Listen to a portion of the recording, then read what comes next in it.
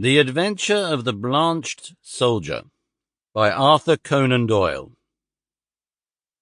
Narrated by Peter Silverleaf. The ideas of my friend Watson, though limited, are exceedingly pertinacious. For a long time he has worried me to write an experience of my own. Perhaps I have rather invited this persecution, since I have often had occasion to point out to him how superficial are his own accounts, and to accuse him of pandering to popular taste, instead of confining himself rigidly to facts and figures. "Try it yourself, Holmes," he has retorted, and I am compelled to admit that, having taken my pen in my hand, I do begin to realize that the matter must be presented in such a way as may interest the reader.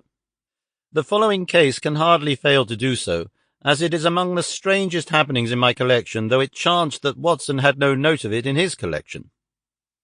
Speaking of my old friend and biographer, I would take this opportunity to remark that if I burden myself with a companion in my various little inquiries, it is not done out of sentiment or caprice, but it is that Watson has some remarkable characteristics of his own to which, in his modesty, he has given small attention amid his exaggerated estimates of my own performances.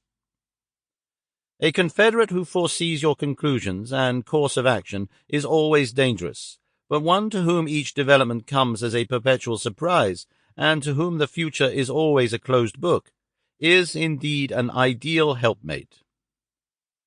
I find from my notebook that it was in January 1903, just after the conclusion of the Boer War, that I had my visit from Mr. James M. Dodd, a big, fresh, sunburned, upstanding Briton. The good Watson had at that time deserted me for a wife, the only selfish action which I can recall in our association. I was alone. It is my habit to sit with my back to the window and to place my visitors in the opposite chair, where the light falls full upon them.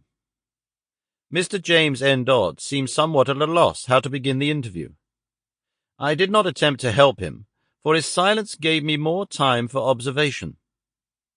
I have found it wise to impress clients with a sense of power, and so I gave him some of my conclusions.